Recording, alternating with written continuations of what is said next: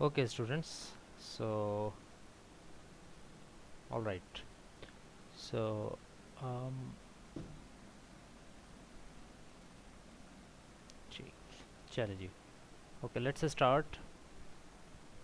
आज जो ये वीक है, this is our last week and I myself did not know कि हमारे पास सिर्फ एक ही वीक रहेगा अभी. हमें था अंदाज़ा कि आपके पास जो वीक्स हैं वो कम ही रह गए हैं. If I am not wrong, हमने आज से एक दो हफ्ता पहले ये बात की थी कि हमारे पास 2 से 3 वीक्स अब बचे हैं.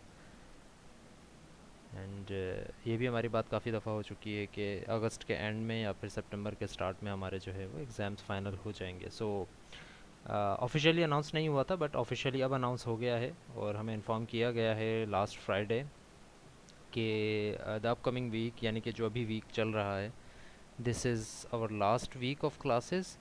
और इसके बाद जो है आपके एग्ज़ाम्स स्टार्ट हो जाएंगे 31st से.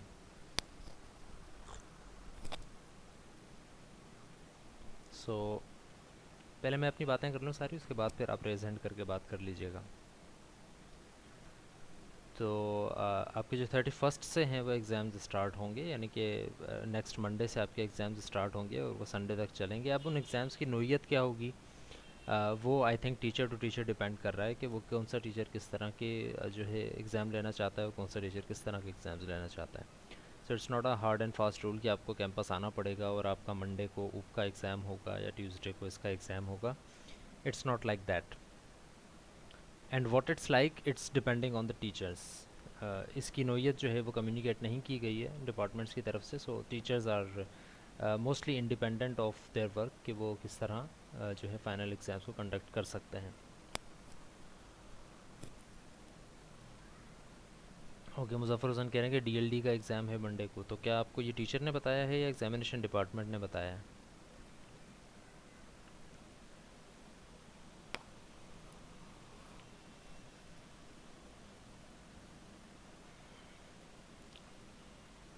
सीआर ने बताया. सीआर को किसने बताया? सीआर आपको किसने बताया कि आपका एग्ज़ाम फ़लाँ कोर्स का इस दिन होगा? क्या एग्जामिनेशन डिपार्टमेंट ने बताया?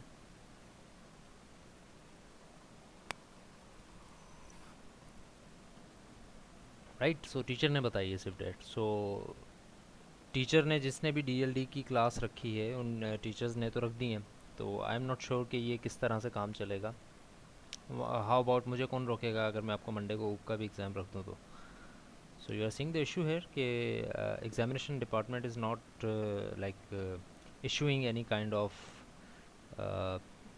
अभी तक उन्होंने इशू नहीं किया है किसी तरह का टाइम टेबल भी, कि किस तरह के एग्ज़ाम्स होंगे. एग्ज़ाम्स की नोयत हमें पता है किस तरह के होंगे. Like I discussed it with you also कि ओपन बुक एग्ज़ाम भी हो सकता है, प्रोजेक्ट भी हो सकते हैं, टेक होम एग्ज़ाम भी हो सकता है. But again, nobody is going to tell me कि आप डीएलडी का ऊप का एग्ज़ाम मंडे को ना रखें. So I can do that as well. So kindly अपने डीएलडी के टीचर से या अपने डिपार्टमेंट के हेड से ये बात करें कि क्या ये जो टाइमिंग रखी जा रही है ये ऑफिशियली रखी जा रही है, या फिर टीचर ने कह दिया कि इस दिन होगा तो वो उस टीचर का भी उसी दिन होगा. वो ऐसा भी तो हो सकता है कि सबके सब कहें कि हमारा कोर्स, हमारा एग्ज़ाम जो है वो मंडे को होगा. तो फिर आप लोगों के ऊपर एक बर्डन आ जाएगा. So just think about it, because I was also thinking कि ऊप का एग्ज़ाम भी आपका मंडे को रख दिया जाए.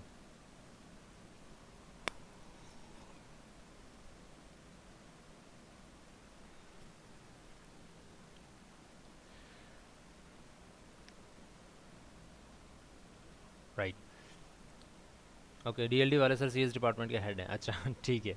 वो अगर हेड हैं तो ठीक है, मंडे को वो रख सकते हैं, लेकिन मंडे को मैं भी रख सकता हूँ फिर. सो आई एम नॉट सेइंग, यहाँ पे आप लोगों ने इशू ये क्रिएट नहीं करना है कि ऐसा होगा. आई एम जस्ट टेलिंग यू कि ऐसा भी तो हो सकता है. राइट. ऐसा होगा नहीं, बट ऐसा भी हो सकता है कि who is going to decide कि क्या होगा. तो इसी वजह से एग्जामिनेशन डिपार्टमेंट को बीच में पढ़ना पड़ता है कि कौन से एग्ज़ाम किस दिन होता है. बट अभी तक नेक्स्ट वीक एग्ज़ाम है, 4 दिन रह गए हैं और मेरे पास भी कोई कम्युनिकेशन नहीं आई है एग्जामिनेशन की तरफ से कि क्या शेड्यूल होगा. तो इन चीज़ों को मद्देनज़र रखते हुए हम अपने तय काम जितना हो सकता है हम करते हैं. एंड वन अनाउंसमेंट जो कि एग्जामिनेशन से रिलेटेड है वो ये कि आप लोगों का एक एग्ज़ाम होगा. There is no project. Project अगर आप लोगों ने स्टार्ट कर दिया था तो it will be very good, I will be happy to help you in this project. Graded नहीं होगा, ग्रेडेड आपके जो 40 मार्क्स होंगे वो ओपन बुक एग्ज़ाम के ऊपर होंगे। अब इसकी ज़रा डिटेल सुन लें। दो तरह के एग्ज़ाम्स प्रपोज़ किए गए हैं, एक तो ओपन बुक एग्ज़ाम है और दूसरा टेक होम एग्ज़ाम है। इन दोनों में कोई ख़ास फ़र्क नहीं है, फ़र्क सिर्फ ड्यूरेशन का है। Open book exam is like कि आपको 1.5 या 2 घंटे के लिए मैंने एक एग्ज़ाम पेपर बना कर दे दिया और आप लोगों को बता दिया कि आप ये बुक एक्सेस कर सकते हैं, और आप वो बुक जो है उस बुक से एक्सेस करके या इंटरनेट से जो भी आपको बताई गई है वो चीज़ एक्सेस करके और आप उस एग्ज़ाम को सॉल्व कर सकते हैं। So this is the gist of open book exam.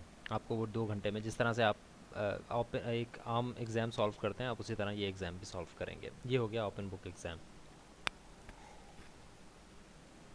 दूसरी चीज़ है take home exam. And take home exam भी तकरीबन यही चीज़ होती है, बस उसमें ये होता है कि आपकी ड्यूरेशन थोड़ी बढ़ा दी जाती है। सो ऐसे समझ लें कि take home exam is lies somewhere between an open book exam and an assignment. जिस तरह आपको असाइनमेंट दी जाती है ना, आपको 7-8 दिन 10 दिन दे दिए जाते हैं कि असाइनमेंट करें, इसी तरह टेक होम एग्ज़ाम भी इसी तरह होता है कि आपको एक एग्ज़ाम बनाकर दे दिया जाएगा और वो आप जो है वो अपने फ्री टाइम में करें। आपको 48 घंटे या कुछ इतने घंटे 2 दिन दे दिए जाएंगे या एक दिन दे दिया जाएगा कि आपने इससे पहले पहले ये चीज़ सबमिट करवानी है और वो एग्ज़ाम आप सॉल्व करके देंगे। ओके, सो ये चीज़ें जो हैं वो हमने इन दोनों में से कोई एक चीज़ हम करेंगे। सो देर आर तो जिस तरह से मैंने कहा कि इन दोनों में कोई ख़ास फ़र्क नहीं है ड्यूरेशन के अलावा, और एग्जामिनेशन की थोड़ी सी नोयत चेंज हो जाएगी कि आपको सिनेरियो बेस दे दिया जाएगा रादर देन कि आपसे डेफिनेशंस पूछी जाएँ। तो इन चीज़ों को मद्देनज़र रखते हुए ऑब्वियसली दोनों ऑनलाइन होंगे, ये दोनों चीज़ें ऑनलाइन होगी। So just like an assignment आप ये एग्ज़ाम भी सॉल्व करके सबमिट करवा सकेंगे। ठीक है, सो आई एम थिंकिंग कि आपको टेक होम एग्ज़ाम दे दिया जाए, और अगर मैं आपको टेक होम एग्ज़ाम दूंगा तो इट विल बी बेटर कि उसका फिर ये दिन नहीं होगा कि आपको मंडे को मैंने दे दिया है या ट्यूसडे को आपको दे दिया है। उसमें बस आपकी स्टार्टिंग टाइम होगा और एंडिंग टाइम होगा, विच मीन्स कि लेट सपोज़ कि मैं आपको आज ही दे देता हूँ, जैसे मंडे की रात आपको कहता हूँ कि भाई आज रात 8 बजे से आपके पास टाइम स्टार्ट है और आपने एक दिन के बाद रात को 12 बजे से पहले, अब वो 40 घंटे बनते हैं या 32 घंटे बनते हैं, उससे पहले पहले आपने ये एग्ज़ाम सबमिट करवाना है। ठीक है, तो वो एक टेक होम एग्ज़ाम हो जाएगा। सो आपका एक टेक होम एग्ज़ाम वो होगा ऊप का। वो एग्ज़ाम पेपर मैं आपसे शेयर कर लूँगा। अब वो पेपर आपसे हर जगह शेयर किया जाएगा, आपकी ईमेल पे ऊपर भी शेयर कर दूंगा, मैं आप सबको ईमेल करूँगा। एलएमएस के ऊपर ऑब्वियसली वो शेयर किया जाएगा, ऑफिशियली प्राइमरी सोर्स हमारा एलएमएस ही होगा, और साथ साथ हमारी जो गूगल ड्राइव है उसके ऊपर भी मैं रख दूँगा ताकि किसी स्टूडेंट को कोई इशू ना हो वो चीज़ एक्सेस करने में। आप वो टेक होम एग्ज़ाम जो होगा वो उसको एक्सेस करेंगे, उसको सॉल्व करेंगे जो भी उस एग्ज़ाम में कहा गया है, और और उसको आप सबमिट करवाएंगे एलएमएस के ऊपर भी और ईमेल के ऊपर भी। Right, so just like an assignment आप इसको भी सबमिट करवाएंगे, एंड आई थिंक कि इसमें कोई अब इशू नहीं होगा कि आपने क्या करना है। राइट, कोई इशू कोई चीज़ समझ ना आ रही हो अब भी तो मुझसे काइंडली पूछ लें। इट्स गुड कि अगर आपने प्रोजेक्ट स्टार्ट कर दिया है, मुजफ्फर हसन कह रहे हैं हमने प्रोजेक्ट स्टार्ट कर दिया है, सो इट्स गुड आपने प्रोजेक्ट स्टार्ट कर दिया। लाइक आई सेड कि I will be happy to help you in the project, जितनी मुझसे हो सकेगी help, but that project is not graded. तो 40 मार्क्स जो हैं वो आपके टेक होम एग्ज़ाम के होंगे रादर देन कि आपके प्रोजेक्ट के हों। बट बेयर इन माइंड कि अगर आपने प्रोजेक्ट स्टार्ट किया है तो आपको बहुत ज़्यादा हेल्प हो जाएगी अपने टेक होम एग्ज़ाम के लिए, क्योंकि आपका टेक होम एग्ज़ाम भी इसी तरह का ही होगा कि आपको सिनेरियोज़ दिए जाएंगे और आपने उसमें ख़ुद अपनी थिंकिंग लगा के, एनालिटिकल थिंकिंग लगा के उसको सॉल्व करना होगा। ओके, सो साजिद खान अफरीदी पूछ रहे हैं कि कब दूंगा मैं। सो लाइक आई सेड कि वो होगा तो नेक्स्ट वीक में ही, कभी 31 से लेके 6 अगस्त सितंबर तक किसी दिन होगा। और जैसा मैंने कहा कि आपको 1 से 2 दिन मिलेंगे इसको सॉल्व करने के लिए। सो इट डज़ंट मैटर कि वो किस दिन आपको दिया जाता है। बस ये है कि सीआरज़ को अगर बाकी टीचर्स बता दें ना, I am willing to make myself flexible here. तो सीआर से मेरी ये गुजारिश है कि अगर आपको जिस तरह मिलते जाए ना कि सर इस टीचर ने कह दिया है कि आपका इस दिन होगा, इस टीचर ने कह दिया है कि आपका इस दिन होगा, वो मुझसे काइंडली ईमेल पे शेयर करते जाएं ताकि मेरा एक माइंड बन जाए कि आपका ऊप का एग्ज़ाम में किस दिन ले सकता हूँ।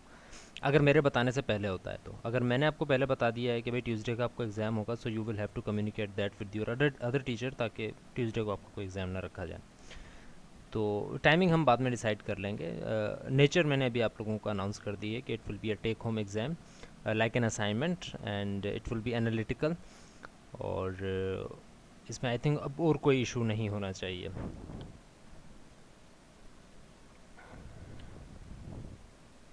अच्छा, शहजाद मुर्तज़ा का क्वेश्चन बड़ा वैलिड है कि क्लास पार्टिसिपेशन के मार्क्स मैं किस बेस पर दूंगा, कि आउट ऑफ 10 मार्क्स आपको किस बेस पर दिए जाएंगे। So there are lot of things जो कि क्लास पार्टिसिपेशन के अंदर देखूंगा मैं।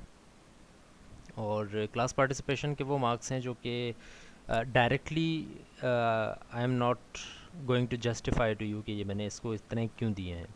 It will be a mixture of, मैं आपको थोड़ा सा हिंट दे सकता हूँ कि वो क्या है। असाइनमेंट के मार्क्स आप मुझसे पूछ सकते हैं कि सर आपने ये नंबर क्यों काटे, या क्विज़ में आप क्विज़ तो खैर आपको सामने ही पता लगता है, अब आजकल MCQs क्विज़ेज़ हैं, मिड हमारा हुआ नहीं।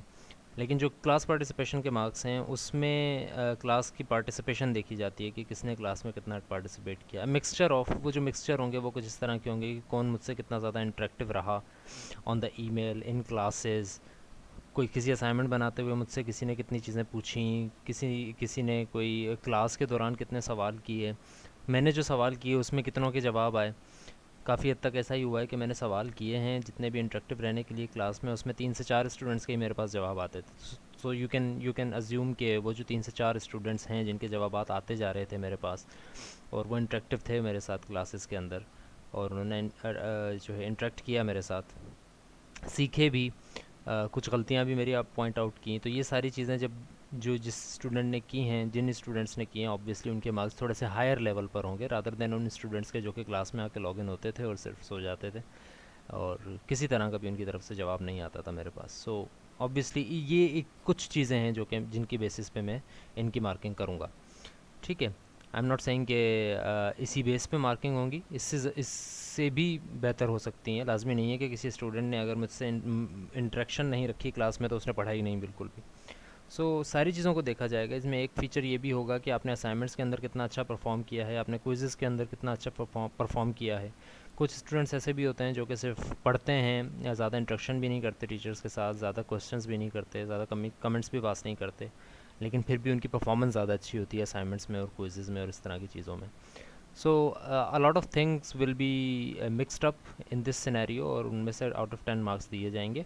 And like I said, I am not going to justify कि मैंने किसको कितने क्यों दिए हैं, and this will be totally up to my discretion, up to the teachers discretion के आउट ऑफ 10 किसको वो समझता है कि उसने ज़्यादा अच्छा पार्टिसिपेट किया है इस पूरे कोर्स के अंदर, नॉट जस्ट क्लास के अंदर, पूरे कोर्स के अंदर। ओह अच्छा जी, थ्योरी होगी पेपर में या नहीं? पॉसिबल है हो जाए, पॉसिबल है ना हो। तो थ्योरी से घबराने की ज़रूरत नहीं है, थ्योरी तो आप लोगों को आती ही होगी ऑब्वियसली। अगर आप कोड कर सकते हैं तो आपको थ्योरी भी पता ही होगी। और आप लोगों को अंदाज़ा होगा ये मेरी असाइनमेंट्स देख के और मेरे क्विज़ेज़ वगैरह देख के कि मेरा ज़्यादा फोकस इस पर नहीं होता है कि आपने डेफिनेशन कितनी अच्छी याद की है, या आपको क्या ये पता है कि इसकी कितनी टाइप्स होती हैं। ये इस चीज़ पे ज़्यादा जोर नहीं होता, बस ये होता है कि आपने जो अगर कोडिंग की है तो आपको अंदाज़ा होगा। फॉर एग्ज़ाम्पल भाई, क्या मैं दिस ऑपरेटर को यूज़ कर सकता हूँ किसी नॉन मेंबर फंक्शन के अंदर? तो it's not really coding, but theoretical एक क्वेश्चन है कि क्या ऐसा हो सकता है या नहीं। तो जिन्होंने कोडिंग की होगी उनको ये अंदाज़ा होगा कि क्या हो सकता है या नहीं हो सकता।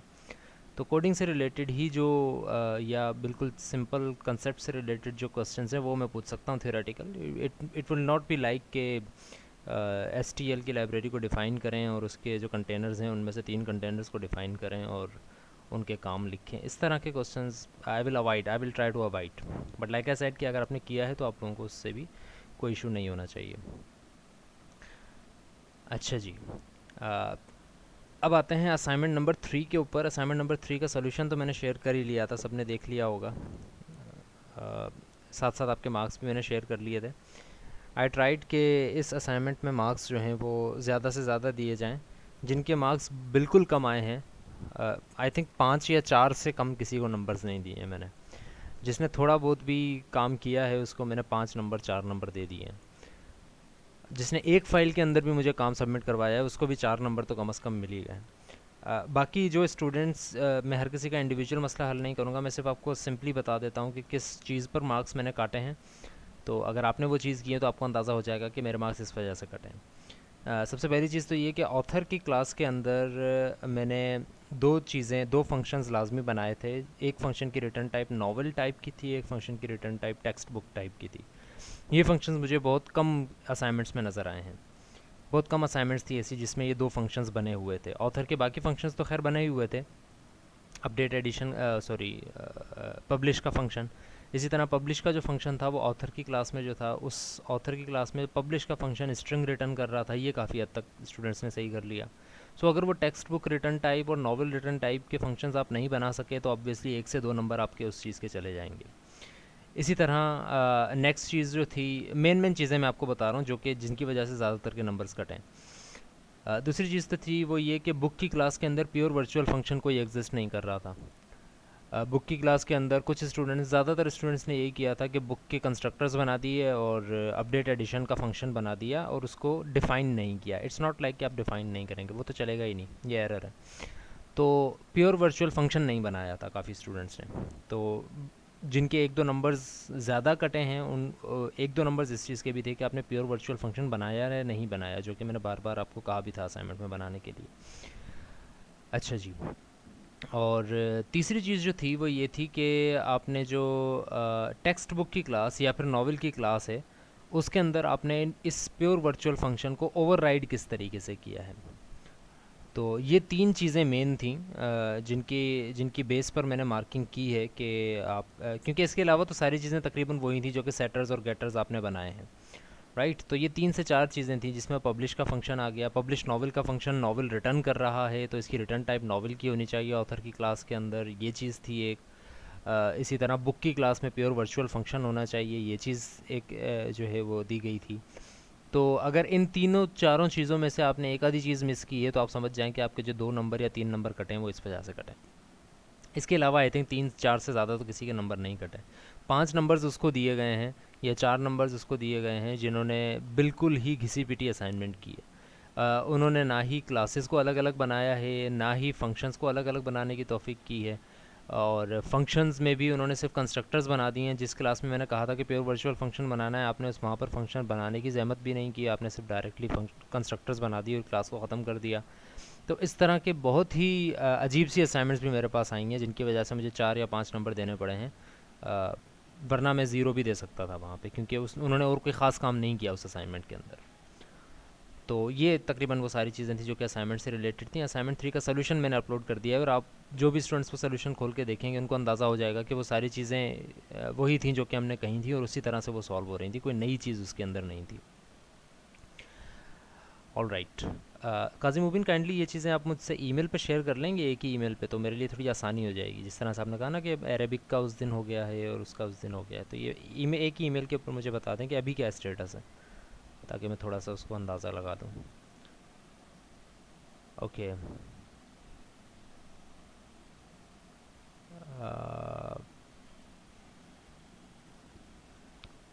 अच्छा, ठीक है। असाइनमेंट जैसे दिए थे उस तरह का पेपर ना दूँ? नहीं, ऐसा कैसे हो सकता है? असाइनमेंट्स असाइनमेंट्स जिस तरह की थी, अगर उसी तरह का पेपर आ गया तो आप लोगों के लिए तो आसानी हो जानी चाहिए ना। आपको, आपके पास सब चीज़ें मौजूद हैं, सब सॉल्यूशंस मौजूद हैं उस चीज़ के। और अगर उसी तरह का पेपर नहीं दिया मैंने, उससे बहुत ही आसान दे दिया, तो फिर तो कोई फ़र्क ही नहीं रहेगा उन स्टूडेंट्स में जिन्होंने मेहनत की और पढ़ा, और उन स्टूडेंट्स में जिन्होंने सिर्फ 2-4 क्लासेस की रिकॉर्डिंग्स देख ली और उनको बात समझ में आ गई, right. So it's all about making a difference. So ये पूरी क्लास सुन लें कि मेरी क्लास के अंदर ऐसा नहीं होगा, मेरे कोर्स के अंदर भी, मेरे पेपर के अंदर भी ऐसा नहीं होगा कि मैं सिर्फ पास करने के लिए आप लोगों को पेपर दे दूँ। The paper would be challenging for you. आपको पढ़ना पड़ेगा, आपको उसमें अपनी इन्वेस्टमेंट लगानी पड़ेगी, तब जाके आप उस पेपर में जो है अच्छे नंबर्स हासिल कर सकते हैं। तो आपने अभी तक भी अंदाज़ा लगाया होगा कि अगर किसी ने मेहनत की है, अपना ओरिजिनल वर्क पेश किया है और काफ़ी अच्छा वर्क पेश किया है, तो छोटी छोटी चीज़ों के ऊपर मैं उसके खामखा नंबर नहीं काटूंगा, नंबर उसके काटे जाएंगे। अब भी जिनके मैं अनाउंस करता चलूँ साथ साथ, मेरा दिल नहीं कर रहा था ये चीज़ अनाउंस करने का, लेकिन चलें बात निकली है तो मैं अनाउंस करता चलूँ कि असाइनमेंट 3 में जिन स्टूडेंट्स के 9 नंबर हैं ना, ज़्यादातर आपके सेक्शन में या किसी और सेक्शन में 9 नंबर्स हैं, उनकी असाइनमेंट तकरीबन सारी सही थी। 10 आउट ऑफ 10 उनकी असाइनमेंट सही थी, बट 1 नंबर मैंने उनका फिर भी काटा है। वो इस वजह से क्योंकि उनकी असाइनमेंट कॉपीड थी, सेम टू सेम असाइनमेंट्स थी उन सब स्टूडेंट्स की जिनके 9 नंबर्स हैं, अलावा कुछ के। तो अगर आपने मेहनत की है, आपने अपना काम ओरिजिनल पेश किया है, और मुझे समझ में आ रहा है कि आपने असाइनमेंट की है पूरी, आपने फीचर्स अचीव कर लिए हैं, तो मैं खामखा आपके नंबर नहीं काटूंगा। तो इसी तरह अगर आप मेहनत करेंगे और अपना काम खुद करेंगे और क्या कहते हैं, असाइनमेंट को अचीव करेंगे, क्वेश्चंस के सॉल्यूशंस मुझे पेश करेंगे, तो मैं भी कोशिश करूँगा कि चलें आपने थोड़ी बहुत अगर कॉपी कर भी ली है या किसी से हेल्प ले ली है, किसी के कोड से आपने मदद ले ली है, तो फिर मैं उस चीज़ को नहीं देखूँगा। लेकिन ये ना समझें कि असाइनमेंट की तरह आपका जो टेक होम एग्ज़ाम होगा वो बिल्कुल ही आसान बना दिया जाएगा इसलिए कि आप पास हो जाएं। अच्छा जी, सो कुछ और कमेंट्स का मैं रिप्लाई कर दूं। टॉपिक सारे इंक्लूडेड हैं, हफ्सा अहमद, टॉपिक सारे इंक्लूडेड हैं, एस भी इंक्लूडेड है। बट यस, एस के अंदर मैं इतनी डिटेल में नहीं जाऊँगा क्योंकि एस में जितनी भी चीज़ें हैं वो तकरीबन 8 से 10 चीज़ें हैं ना, मैप्स हैं, मल्टी मैप्स हैं और पता नहीं क्यूज़ हैं, हमने हर चीज़ को डिस्कस नहीं किया। जो जनरलाइज टॉपिक्स हैं ना एस की, हम उसको डिस्कस करेंगे। मतलब मैं आपसे ये नहीं पूछूंगा कि भाई क्यू के अंदर अगर आपने कोई चीज़ इंसर्ट करनी है मिडल ऑफ द क्यू तो आप कौन सा फंक्शन यूज़ करते हैं। So it's not going to be like that. हाँ, मैं ये पूछ सकता हूँ कि भाई क्यू जो है वो क्या एक एसोसिएटिव कंटेनर है या एक सीक्वेंशियल कंटेनर है, अगर वो एसोसिएटिव है तो आप क्यों उसको एसोसिएटिव कह रहे हैं, क्या उसकी प्रॉपर्टी है। तो इस तरह की कुछ चीज़ें हो सकती हैं जो बेसिक जनरल चीज़ें हैं। ओके,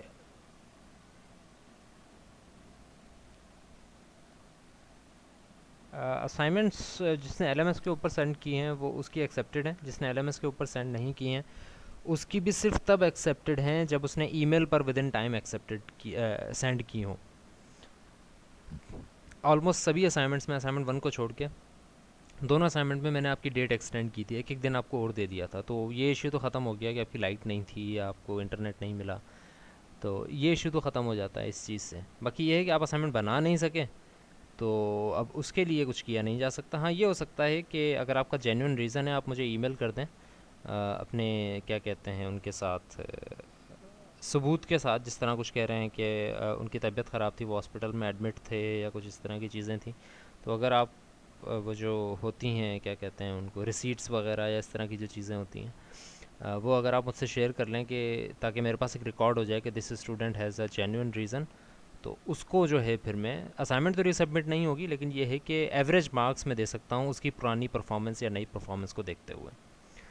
तो ऐसा इसमें भी ऐसा नहीं होगा कि आपने अगर पहले परफॉर्म नहीं किया तो इस दफ़ा आपको जो है नंबर मिल जाएगा। अगर आपने पहले परफॉर्म किया है और आपका कोई जेन्युइन रीज़न आ गया था तो आपको जो है नंबर्स मिल जाएंगे। अगर आपने पहले भी परफॉर्म नहीं किया और आपका जेन्युइन रीज़न था भी, तब भी कोई ख़ास फ़र्क नहीं पड़ता क्योंकि आपने पहले ही परफॉर्म नहीं किया, तो आपके पास अगर रीज़न ना भी होता तब भी आप परफॉर्म नहीं करते। ओके,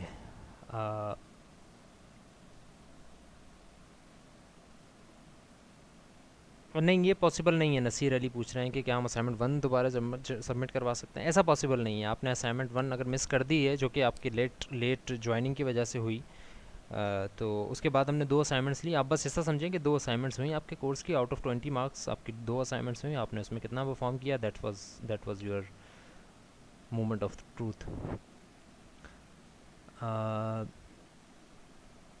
शहजाद मुर्तज़ा पूछ रहे हैं कि हमने फ़ाइल हैंडलिंग पर काम नहीं किया, इसके लिए आप क्या सजेस्ट करते हैं।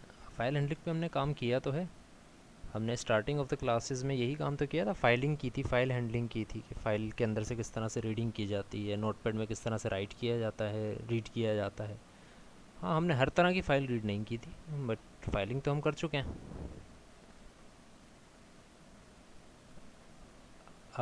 ओके, पेपर मैं रिपीट नहीं कर रहा हूँ किस तरह का होगा, वो आप रिकॉर्डिंग पर देख लीजिएगा अगर आपको आवाज़ नहीं आई। सिंपली मैं बता दूँ कि टेक होम एग्ज़ाम होगा 1 से 2 दिन पे मबनी। एलएमएस के ऊपर किसी की भी असाइनमेंट की ग्रेडिंग नहीं हुई है शारिक रियाज। असाइनमेंट की जितनी भी ग्रेडिंग और मार्किंग है वो गूगल ड्राइव के ऊपर जो हमारी शीट रखी हुई है उसके ऊपर हो रही है। एलएमएस के ऊपर ग्रेडिंग नहीं हो रही। LMS is not a reliable source. आज भी क्विज़ में एडिट करना चाह रहा था तो उसमें हज़ारों तरह के एरर्स आ रहे हैं और ना जाने क्या इशू आ रहा है। ये भी आपको बताता चलूँ कि आपका क्विज़ 6 भी होना है। आई वॉज थिंकिंग कि वो आज ही हो जाए, बट इश्यूज़ इतने आ रहे हैं एलएमएस के ऊपर कि वो अपलोड ही नहीं हो पा रहा है, मेरा क्विज़ जो एडिट नहीं हो पा रहा है। सो आई विल ट्राई कि वो अपडेट हो जाए तो फ्राइडे को इंशाल्लाह हम क्विज़ ले लेंगे। मुजफ्फर हसन कह रहे हैं कि शुड वी प्रिपेयर और लेक्चर। हाँ, आपने ए टू जी सारे लेक्चर्स को प्रिपेयर करना है। ये बात मिड में भी हुई थी आई थिंक, जब मिड की थोड़ी सी बात चल रही थी। मैं अब दोबारा आप लोगों को ये बताता चलूँ कि आपकी कोई चीज़ इंडिपेंडेंट तो है नहीं। अब ऐसा तो हो नहीं सकता कि आपने एक इनहेरिटेंस को पढ़ लिया और आपको यही नहीं पता कि ऑब्जेक्ट क्या होता है। तो ऑब्वियसली अगर आपने लेक्चर 3 यानी ऑब्जेक्ट्स के बारे में मालूमात ली है तभी आप इनहेरिटेंस को पढ़ सकते हैं। इसी तरह आप वर्चुअल इनहेरिटेंस को नहीं पढ़ सकते जब तक आपने मल्टीपल इनहेरिटेंस ना पढ़ी हो। सो सारी चीज़ें इंटरडिपेंडेंट हैं, कोई चीज़ ऐसी नहीं है जो कि आपको छोड़नी पड़े। तो सारे लेक्चर्स इंक्लूडेड हैं, यस।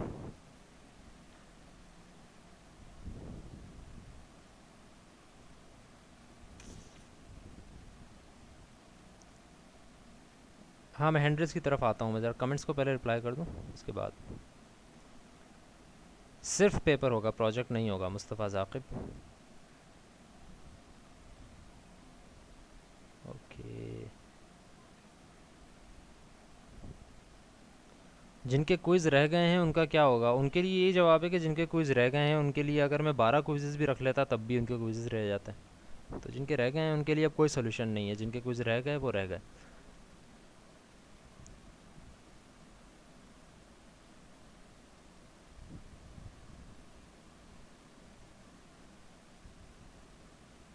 यस मुजफ्फर हुसैन, आप प्रोजेक्ट अब भी बना सकते हैं। आपको मैं ये नहीं कह रहा हूँ कि आप प्रोजेक्ट नहीं बनाएं। आपका प्रोजेक्ट ग्रेडेड नहीं होगा बस। अब आप बना लें बेशक, मुझसे शेयर करें, मुझसे पूछें, चीज़ें सबमिट करवाएं। इवन आफ्टर दिस सेमेस्टर भी अगर आप मुझसे पूछेंगे तो आई विल ट्राई कि मैं टाइम निकाल के आप सबको जवाब देता जाऊँ, जिस जिसके इश्यूज़ के सॉल्यूशंस मेरे पास हैं। तो आप शेयर करके पूछ लें बेशक। ग्रेडेड नहीं होगा, उसके नंबर्स आपको इस कोर्स में नहीं मिल रहे होंगे।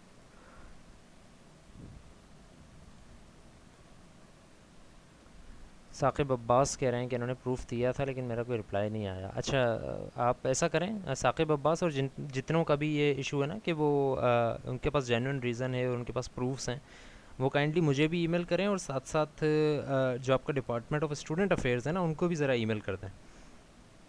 ये चाहे आप मुझे ही ईमेल करके और उसमें सीसी रख दें या हम दोनों को ईमेल कर दें, क्योंकि स्टूडेंट अफेयर्स का जो डिपार्टमेंट है वो इश्यूज़ के साथ डील करेगा कि आपके कौन से इश्यूज़ जेन्युइन हैं और कौन से नहीं हैं, और किसकी बेस पे आपकी रीसबमिशंस होनी चाहिए या नहीं होनी चाहिए। तो उनको भी ज़रा अंदाज़ा हो जाए कि आप लोगों के साथ ये इश्यूज़ हैं, ताकि वो मुझे गाइड कर दें कि मुझे क्या करना चाहिए। It is not up to the teachers discretion कि वो किसको सबमिट कर ले और किसको सबमिट ना करें, at least in my course.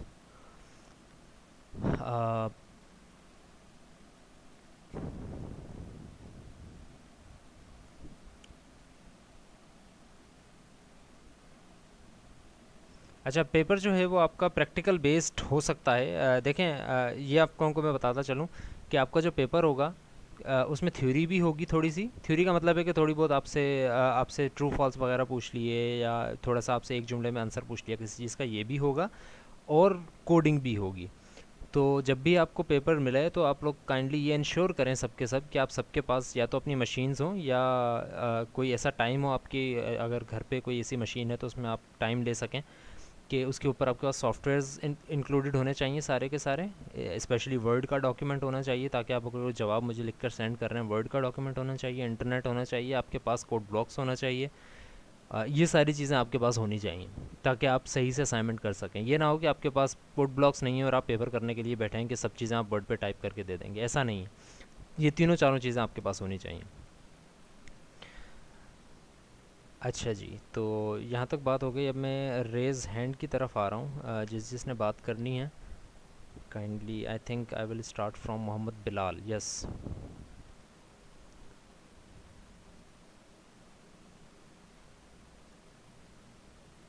Mohammad Bilal, आपकी आवाज़ मुझे नहीं आ रही है। हेलो। बाकी क्लास को आ रही है मोहम्मद बिलाल की आवाज़? काइंडली वेरीफाई कर सकते हैं, हो सकता है कि मेरे हैंड्स फ्री में कोई इशू हो।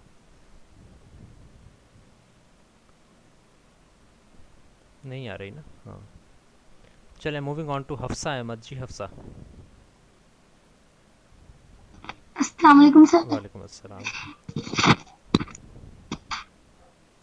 सर मैं ये कह रही हूँ कि हमारा जो पेपर है, वैसे अगर हम यूनी में होते तो हमारा वो पेपर होता है वो हम लाइक कॉपी पर ही करते हैं। तो अगर आप प्रूफ और थ्योरी वगैरह ऐड करेंगे पेपर में तो ऐसे हो सकता है कि हम पेपर कॉपी के ऊपर करके आपको वर्ड डॉक्यूमेंट सेंड कर दें। नहीं देखें, इसमें इस तरह होगा ना कि आपको अगर मैं कॉपी पे लिखने वाला कोई काम देता हूँ ना, कोई डेफिनेशन वगैरह दे दी या कोई इस तरह की चीज़ दे दी, तो आप वर्ड डॉक्यूमेंट पे टाइप कर दें वो आप वर्ड डॉक्यूमेंट पे टाइप करके और वही डॉक्यूमेंट आप सबमिट करवा दें एलएमएस के ऊपर, जिस तरह आप असाइनमेंट सबमिट करवाते हैं। उसका पूरा प्रोसीजर मैं बताऊँगा आपको, जो आपको एग्ज़ाम दिया जाएगा ना उसमें सबमिशन इंस्ट्रक्शंस भी सारी होंगी। Right, okay. मोहम्मद तलहा साजिद क्या कह रहे हैं? अस्सलाम वालेकुम सर। वालेकुम अस्सलाम। सर मैंने असाइनमेंट नंबर 3 जो था ना उसे ईमेल पे सबमिट नहीं करवाया आपको, ओके। लेकिन एलएमएस में ऑन टाइम मैंने सबमिट करवा दिया था ओके। आपको। और तो मुझे मैंने आपसे पूछना था कि कोई प्रॉब्लम तो नहीं है। नहीं, मैं कोई एक्चुअली प्रॉब्लम भूल नहीं है। गया था सबमिट करवाना। आपको आई थिंक मार्क्स मैंने अपडेट कर दिए हैं, आप मार्क्स देख लें, अगर यस सर, आपके मार्क्स आ मार्क्स गए मिल हैं गए। तो इसका मतलब है कि no issue. LMS is the primary source, अगर आपने एलएमएस पे किए तो there is no issue. Okay. Thank all you sir. Right. Talha Ibne Bashir जी।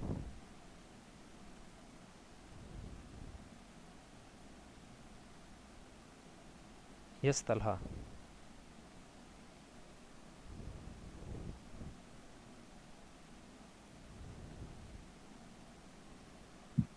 अस्सलाम वालेकुम सर। वालेकुम अस्सलाम। सर सर मुझे ये पूछना है कि आपने जो थ्योरी देंगे वो, जैसे हम यूनिवर्सिटी में पेपर में करते हैं तो वो तो पेपर में ही करेंगे, लेकिन जो कोडिंग होगी वो फिर अलग से फाइल बना के दोबारा से सबमिट करेंगे, हाँ ऐसा ही होगा ना, जिस तरह यानी आप असाइनमेंट कोड सबमिट ब्लॉक या करवाते फिर हैं। डेफसी वगैरह। हाँ, फॉर एग्जांपल अभी मैं आपको एक एग्जांपल देता हूँ। फॉर एग्जांपल आपके पेपर के अंदर दो क्वेश्चंस हैं, मैं सबके साथ मुखातिब हूँ, ज़रा सुन लें। फॉर एग्जांपल आपके पेपर में दो क्वेश्चंस हैं। एक क्वेश्चन ये कह रहा है कि भाई आप एस के कंपोनेंट्स के बारे में ज़रा बताएं। तो अब एक्स के कंपोनेंट्स में के बारे में अगर आपने बताना है तो आप जाके वर्ड में टाइप कर देंगे कि भाई तीन कंपोनेंट्स होते हैं, वैसे तो कंटेनर्स होते हैं, आइट्रेटर्स होते हैं और ये चीज़ें होती हैं, और उनको एक एक लाइनों में अगर फॉर एग्जांपल किसी ने डिफ़ाइन कर दिया। ये एक सवाल हो गया। दूसरा सवाल अगर मैंने आप लोगों को ये कहा है कि मैप के एस को यूज़ किस तरह से किया जाता है, एक डमी प्रोग्राम बनाकर दिखा दें, तो आपने क्या करना है, आप कोड ब्लॉक्स में जाएंगे और मैप का एक छोटा सा प्रोग्राम लिखेंगे, उसमें इनपुट करके आउटपुट करवा देंगे जल्दी से, और वो जो फाइल है उसको सेव कर देंगे आप। उसके नेमिंग कन्वेंशन में आपको बता दूंगा क्या नाम होना चाहिए, तो वो आपने सेव कर दिया। अब एक वर्ड की फ़ाइल हो गई, एक आपकी कोड ब्लॉक्स की फ़ाइल हो गई, सीपीपी फाइल हो गई। इसी तरह हो सकता है बहुत सारी फाइल्स आपसे मैं बनवाऊँ, तो वो जो सारी फाइल्स हैं आप उनको कंप्रेस करेंगे और एलएमएस के ऊपर अपलोड कर देंगे। तो वो सवाल किस तरह का भी हो, आप उसको मैं बता दूंगा कि आपने कोड करना है इसको या फिर जो है सवाल का सिर्फ जवाब देना है। आई थिंक थोड़ा सा क्लियर हो गया होगा जी। कैसर हयात जी।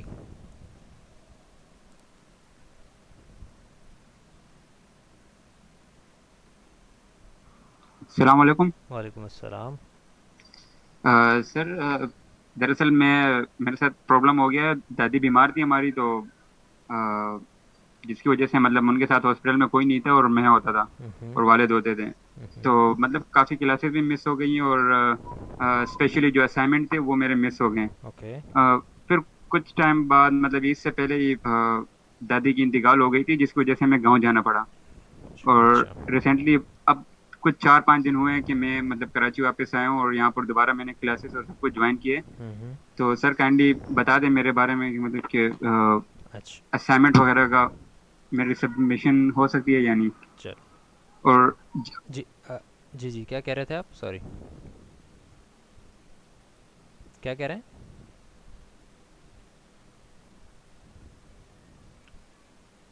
ऑल राइट, ठीक है। सो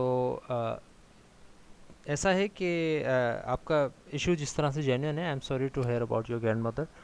आप ये वाला इशू जो है ज़रा स्टूडेंट अफेयर्स को भी बता दें कि ये इशू है, क्योंकि देखें जब पूरी क्लासेस ही मिस हो जाए ना, किसी किसी भी वजह से पूरी क्लासेस ही मिस हो जाएं और आप किसी भी तरह के असाइनमेंट्स जमा ना करवा सकें, तो फिर उस सिचुएशन के अंदर काफ़ी मसला हो जाता है कि अकोमोडेट किया जाए। हाँ, एक आधी असाइनमेंट आपकी मिस हो जाए इस तरह से, या एक आधा क्विज़ आपका मिस हो जाए और फिर आपको कहा जाए कि आप जो है वो कंपनसेट कर दें किसी तरीके से, तो फिर उसकी कोई तरीक़ाकार, जिस तरह अभी मैंने बताया कि मैं आपकी प्रीवियस उसको देख के हुए आपको एवरेज नंबर दे सकता हूँ अगर जेन्युइन रीज़न हुआ। बट अगर एक काफ़ी लंबा हिस्सा आपका क्लासेस का भी मिस हो जाए, काफ़ी ज़्यादा असाइनमेंट्स भी मिस हो जाएँ, तो इस सिचुएशन में फिर मैनेजमेंट को बीच में आना पड़ेगा। और आप ऐसा करें कि स्टूडेंट अफेयर्स को ईमेल कर दें कि मेरे साथ ये मसला हो गया था और टीचर्स जो है वो मुझे अकोमोडेट नहीं कर पा रहे हैं क्योंकि मेरी ज़्यादा चीज़ें मिस हो गई हैं, तो मुझे बताया जाए कि इसका क्या हल है। तो मे बी वो कहें कि जो है वो टीचर्स जो हैं वो असाइनमेंट को रीसबमिट कर लें और 50% मार्क्स काट के कर लें या इस तरह से कुछ कर लें। तो वो अगर कहेंगे तो फिर जो है वो ऑब्वियसली मुझे करना होगा। बट आई डोंट थिंक कि आपकी इतनी ज़्यादा चीज़ें मिस होने के बावजूद भी मैं आपको उन स्टूडेंट्स के साथ जो है वो अलाउ करूँ जिन स्टूडेंट्स ने पूरी क्लासेस जो है वो अटेंड कर सके हैं। आई एम नॉट सेइंग कि आपका इशू था, ये आपको मैं ब्लेम कर रहा हूँ। It's just how things are going. So kindly आप उनसे भी रब्ता कर लें। आई थिंक थोड़ा सा इशू जो है उनको भी अंदाज़ा हो जाएगा कि ये इश्यूज़ हैं, तो वो भी प्रॉपर्ली आपको गाइड कर देंगे। क्योंकि वो देखें ना, मेरा काम पढ़ाना है, मैं इस चीज़ में एक्सपर्टीज़ नहीं रखता कि स्टूडेंट्स के जितने भी इश्यूज़ हैं उनको किस तरह से कंपनसेट किया जाए, राइट। सो वो ज़्यादा बेहतर उसको वेरीफाई भी कर सकेंगे आपके इश्यूज़ को, और उसके हिसाब से आपकी जो अटेंडेंस वगैरह और असाइनमेंट्स वगैरह उनको भी ज़्यादा डील कर सकेंगे। उनसे काइंडली रब्ता कर लें तो आई थिंक कि वो ज़्यादा बेहतर बता सकेंगे। मोहम्मद बिलाल जी, मोहम्मद बिलाल आ गए आप वापस, क्या कहना चाह रहे हैं? जी अस्सलाम वालेकुम सर। वालेकुम अस्सलाम। Sir I am from section E.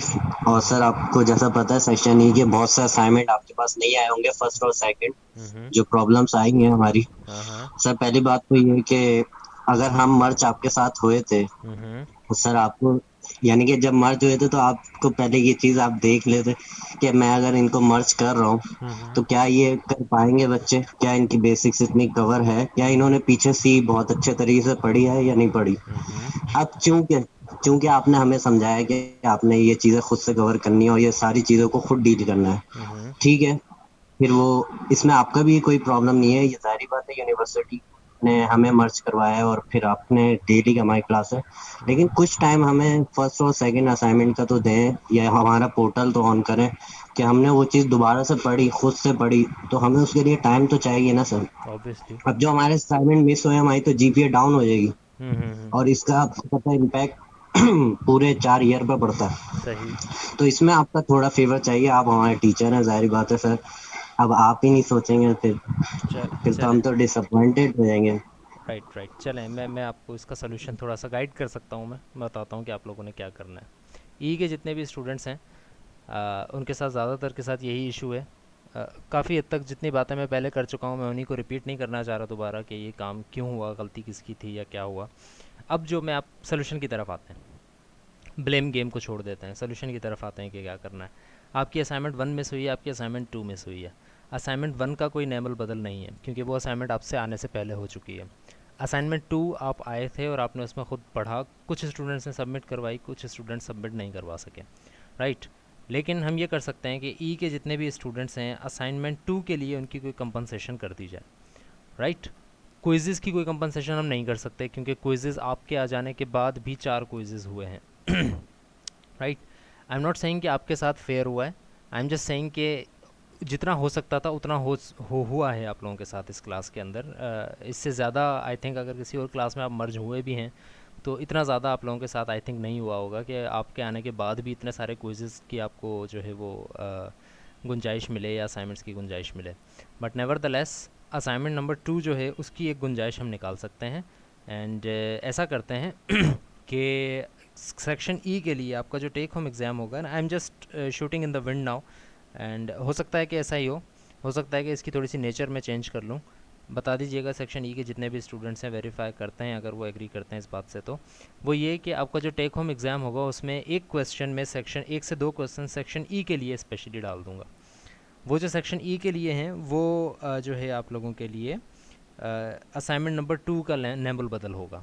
यानी आउट ऑफ 10 मार्क्स आपके असाइनमेंट के कैलकुलेट किए जाएंगे और बाकी 10 मार्क्स जो होंगे आपके असाइनमेंट के वो इस चीज़ में लिख दिए जाएंगे, टेक होम एग्ज़ाम का जो एक एक्स्ट्रा क्वेश्चन होगा। और इसी तरह सब स्टूडेंट्स के साथ में मुखातिब हूँ, वो जो एक क्वेश्चन होगा जो कि ई सेक्शन के लिए असाइनमेंट नंबर 2 का नेमुल बदल है, वो क्वेश्चन सब स्टूडेंट्स के लिए क्या कहते हैं उसको, बोनस पॉइंट के तौर पर कंसिडर किया जाएगा। अगर आप असाइनमेंट वो एक्स्ट्रा क्वेश्चन कर लेते हैं जिन स्टूडेंट ने असाइनमेंट 2 की हुई है उन्होंने भी अगर वो एक्स्ट्रा क्वेश्चन कर लिया तो उनको वो बोनस पॉइंट्स के तौर पे कंसिडर किया जाएगा। और जिन्होंने यानी कि ई सेक्शन ने असाइनमेंट 2 नहीं की है, सेक्शन ई वाले स्टूडेंट्स के लिए सिर्फ और सिर्फ वो क्वेश्चन असाइनमेंट नंबर 2 का नेबल बदल होगा। सो आई थिंक इस चीज़ से एग्री कर लेना चाहिए सबको। सोल्यूशन की तरफ हम जा रहे हैं। वो जिसकी भी गलती थी, जिसकी वजह से आप आए और आप लोगों के साथ आधा सेमेस्टर आपका मिस हो गया और आप लोगों के जीपीए पे इफेक्ट पड़ेगा, उस चीज़ को फ़िलहाल छोड़ देते हैं। Let's move forward. और आपके लिए असाइनमेंट 2 का नेमल बदल हम एक क्वेश्चन रख देंगे, बट रिमेंबर कि वो क्वेश्चन ऐसा नहीं होगा कि आप वो क्वेश्चन कर लेंगे आसानी से और वो हो जाएगा, बिकॉज रिमेंबर कि वो 10 पॉइंट्स का नेमल बदल होगा। So instead of that 10 marks that would B quite challenging for you.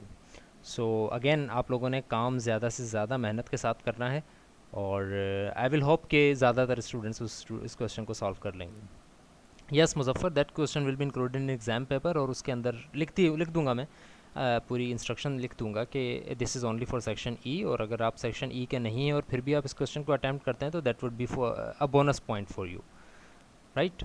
A bonus point और बोनस पॉइंट्स। सो मैं उसकी इंस्ट्रक्शन आपको बता दूंगा। डी ज़ुबैर 002 मुझसे कुछ कहना चाह रहे हैं। 002 आई थिंक आपका रोल नंबर है जी। सर देखिए, अभी आपने कहा कि सेक्शन ई वालों के लिए सर मतलब कि आप कुछ क्वेश्चन डाल लेंगे जो कि असाइनमेंट नंबर 2 के रद्द बदल पे होगा।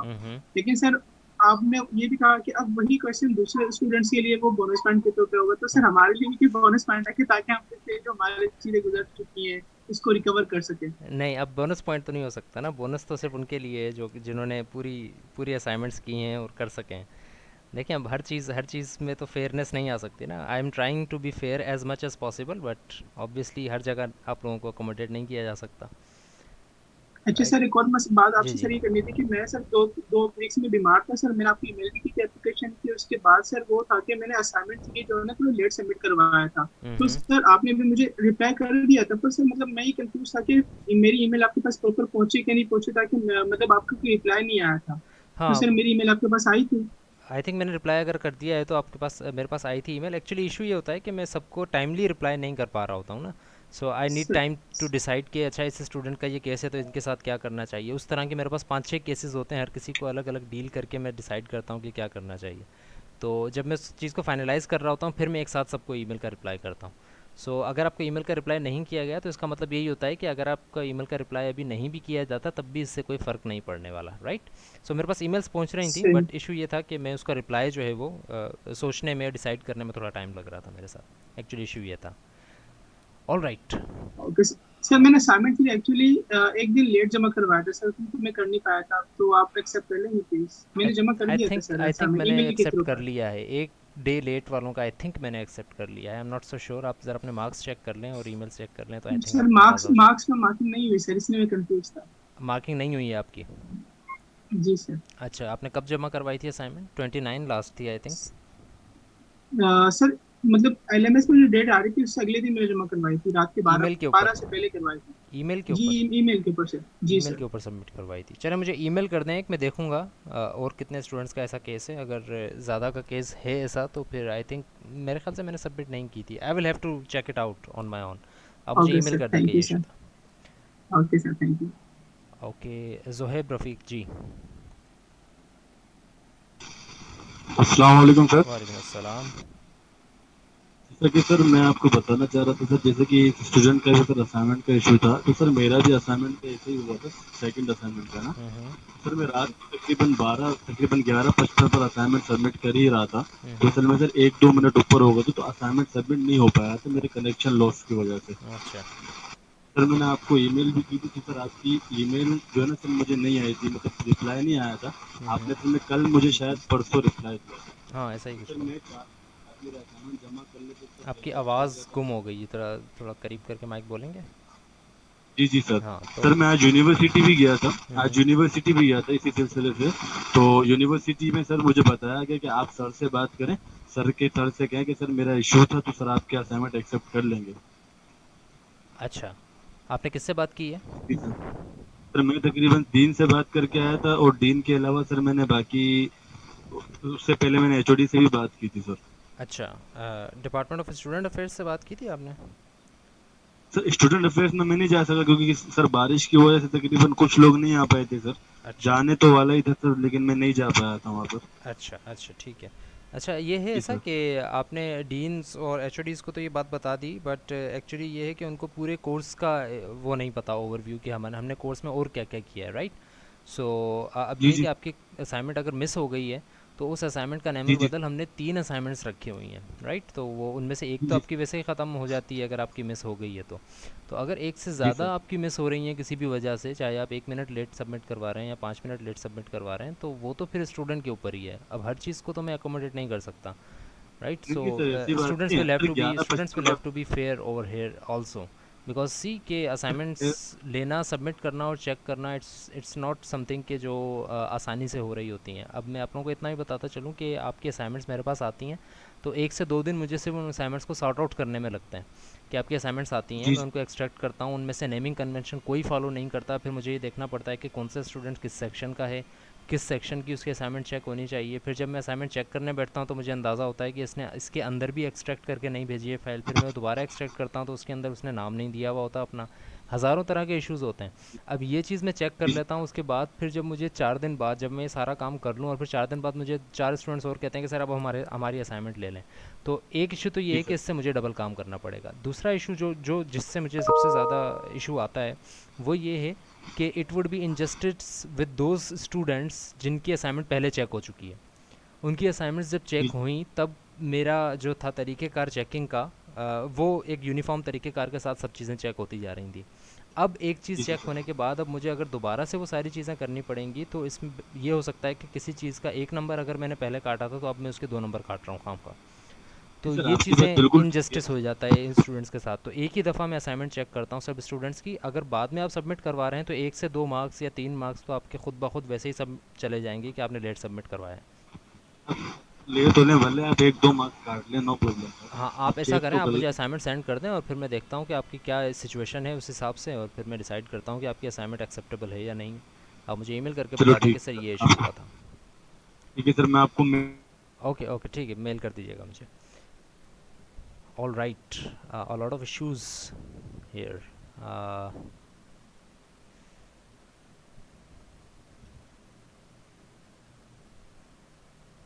सभी के जेन्युइन इश्यूज़ हैं मोहम्मद हमदान, सभी के जेन्युइन इश्यूज़ हैं। और हमेशा मैं अपनी बात देखें रिपीट नहीं करना चाहता, आप लोग क्यों मुझे बार बार रिपीट करवाते हैं कि आपके क्विज़ेज़ में 1 से ज़्यादा ले रहा हूँ, मैं आपके क्विज़ेज़ 2 से ज़्यादा ले रहा हूँ, मैं 6 क्विज़ेज़ ले रहा हूँ आप लोगों के। तो अगर आपका मिस हो जाता है जेन्युइन रीज़न की वजह से तो इट्स ओके। अगर मिस हो गया, 1 क्विज़ मिस हो गया, 2 मिस हो गए, 3 मिस हो गए, अब अगर 4 क्विज़ेज़ भी आपके मिस हो रहे हैं जेन्युइन रीज़न की वजह से, तो आई एम नॉट श्योर कि you are qualified to participate in university classes. क्योंकि यूनिवर्सिटी क्लासेस में अगर आपने पार्टिसिपेट करना है तो आप लोगों को ये सारे इश्यूज़ को पहले से हैंडल करना होगा। अब हर क्विज़ के अंदर 4 क्विज़ेस के अंदर अगर आपके जेन्युइन इश्यूज़ आ रहे हैं तो फिर those issues are not genuine towards only one quiz, those are genuine issues for your whole course. Owais Gulis कह रहे हैं कि सेम इशू कुछ कर दें सेक्शन ई के साथ, जिस तरह से मैंने कहा कि सेक्शन ई के साथ में ये एक लास्ट फेवर कर सकता हूँ।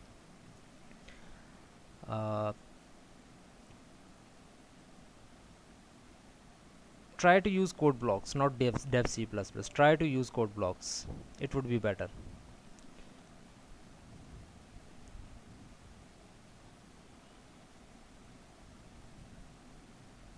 चार मिनट लेट हो गए थे, 3 मिनट लेट हो गए थे। लेट इज़ लेट, 4 मिनट हो या 3 मिनट हो। सो अगर आप 4 मिनट लेट हो सकते हैं तो आप 4 मिनट पहले भी सबमिट करवा सकते थे। Why did you wait for the exact time?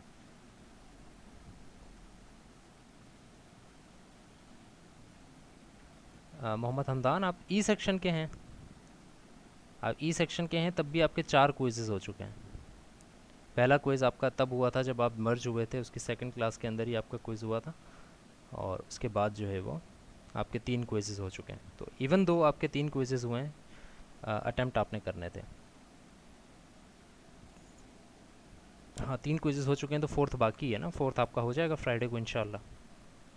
तो अगर आपका एक क्विज़ जेन्युइन रीज़न की वजह से मिस हुआ था तो आपके 3 फिर भी हो जाएंगे। ठीक है, ईमेल्स मेरे पास आज काफ़ी आ जाएंगी, मैं ट्राई करूँगा उनका रिप्लाई टाइमली कर दूँ, और जो भी चीज़ होगी वो मैं आपको बता दूँगा।